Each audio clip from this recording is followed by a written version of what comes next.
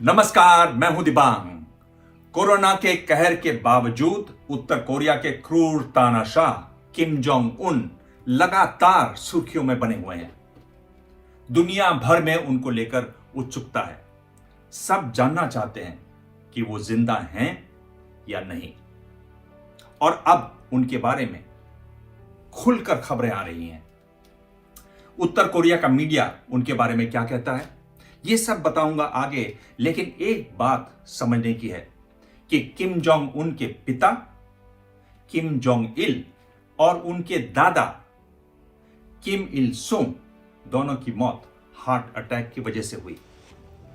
Kim Jong Un की height है 5 feet 7 inch, लेकिन उनका वजन, और इसी को लेकर दुनिया भर में कहा जाता है कि उनको हार्ट की समस्या होगी। उनका वजन है 132 किलोग्राम, मेडिकल भाषा में कहें extremely obese. Kim Jong Un के बारे में रहस्य क्यों गहराता जा रहा है, आज इसको समझेंगे।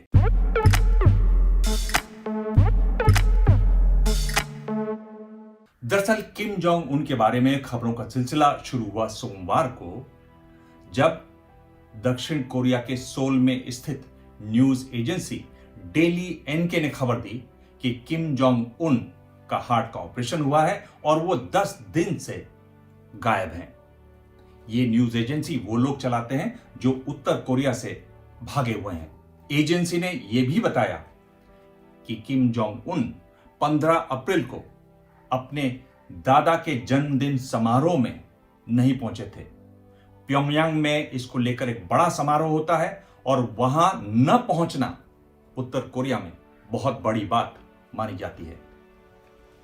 अब जो जानकारी आई है वो एक चीनी पत्रकार के हवाले से आई है, शिजियान जिंगहू, जिन्होंने बताया कि एक बहुत पुख्ता सूत्र से बात कर उन्हें पता चला है कि किम जोंग उन अब जिंदा नहीं है।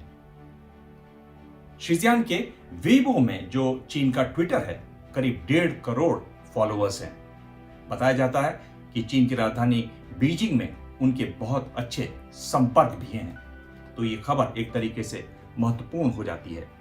दूसरी खबर जापान के साप्ताहिक अखबार शुकान गेंदई से है। अखबार ने बताया एक चीनी डॉक्टर से बात करके कि किस तरीके से किम जोंग उन दौरे पर थे। वो अपनी छाती को पकड़कर गिर पड़े। जब उन्हें अस्पताल ले जाया गया तो पाया कि उनको दिल का दौरा पड़ा है। उनके हार्ट स्टेंट लगाने की कोशिश हुई और जो डॉक्टर ये कोशिश कर रहा था उसके हाथ इतने कांप रहे थे कि वो स्टेंट ठीक से नहीं लगा पाया और किम जोंग उन अब एक वेजिटेटिव स्टेट में हैं, यानी कोमा में हैं, यानी ब्रेन डेड हैं। आपको ध्यान हो तो एनबीसी की पत्रकार केटी टूर ने इसी बारे में 3 दिन पहले ट्वीट भी किया था। हालांकि बाद में उन्होंने अपना ट्वीट हटा दिया। किम जोंग उन के बारे में एक बड़ी खबर छपी जापान के बड़े अखबार आसाही शिंबुन ने। अखबार ने बताया कि चीन से डॉक्टरों का एक दल दक्षिण कोरिया के लिए रवाना हुआ है। तुरंत कयास लगने शुरू हो गए कि किम जोंग उन के इलाज के लिए डॉक्टरों की टीम चीन ने भेजी। बाद में खुलासा हुआ कि बीजिंग के पीपल्स लिबरेशन आर्मी के जनरल हॉस्पिटल से 50 डॉक्टर उत्तर कोरिया की तरफ गए हैं। यह भी बताया गया कि ये डॉक्टर उत्तर कोरिया और चीन की सीमा पर फैले कोरोना वायरस के उपचार के लिए वहां भेजे गए हैं और इनको किम जोंग उन से जोड़ना गलत होगा। किम जोंग उन के लिए इतनी बड़ी डॉक्टरों की टीम न भेजी जाती। दरअसल उत्तर कोरिया में हर चीज इतनी गुप्त रहती है कि इशारों को पढ़ना पड़ता है।